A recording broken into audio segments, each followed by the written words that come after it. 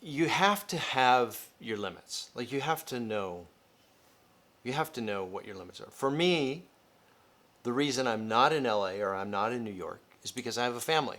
Same here.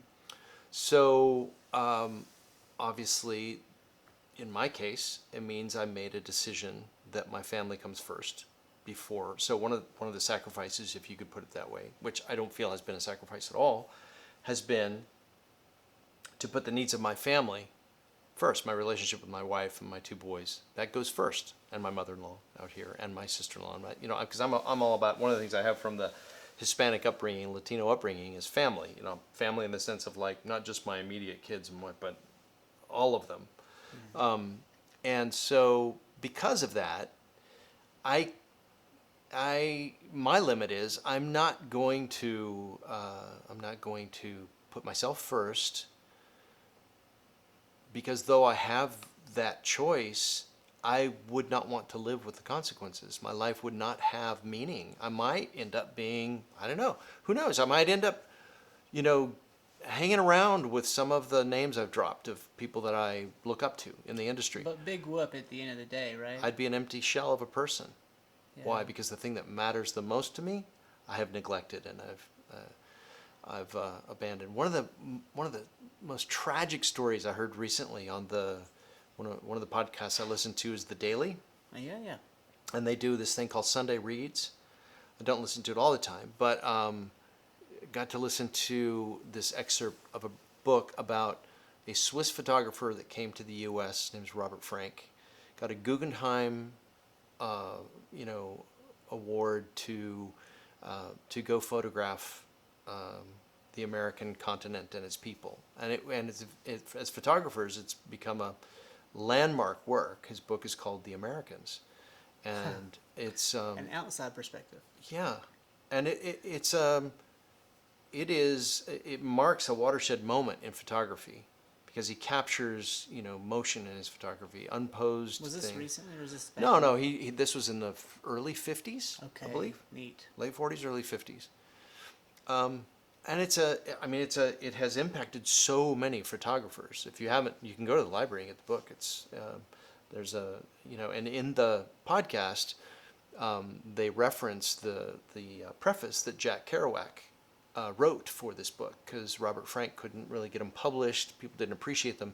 He thought maybe Jack Kerouac might appreciate them. This was at the time of the Beat generation, and so Jack Kerouac did appreciate them.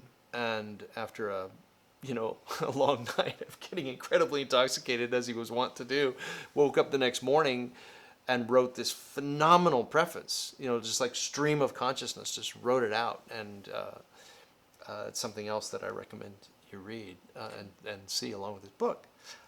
And it's marvelous. It's a huge gift to us, these photographs and Jack Kerouac's preface and the landmark, collection of these photographs that allowed us to see ourselves in a way we'd never seen ourselves before. The tragic part of the story is Robert Frank completely abandoned his family to do this. I mean, his wife, young wife at the time, and children tried to follow him at one point, joined him in the journey, but he just neglected them to the degree that he didn't realize until much later in his life, in his second marriage, and after both of his children died tragically. Whoa.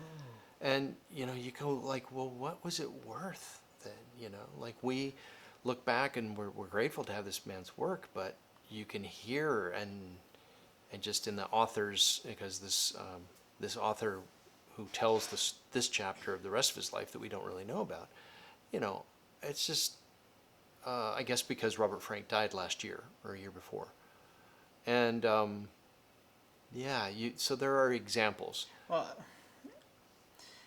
I have peers. Some are a little older than me. Some are younger. Some are my age, and they're still single guys, typically guys. And this one, he's like, I really want a family and I want to settle down, but I also want a Porsche and I also want this.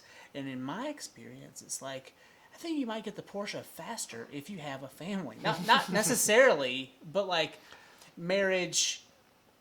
Maybe it won't mean as much to you. Maybe it won't mean as much to you, but marriage has helped me to become more financially capable. Versus, I don't feel like marriage would have would have made me strapped and broken. I feel like marriage made me more whole, from a standpoint of like I have a flourishing family life, but then also we were able to afford a home in Buncombe County, which, come on, like on an independent Yeah. salary, that's just not. Yeah, you're blessed. It's not possible. It's possible, but you're trading it, because if you're working that DP lifestyle and you are making 1,600 a day or even close to that, 16-hour days every day, and that's sun up to sundown. There's no time for your child. There's no time for your wife. Yeah.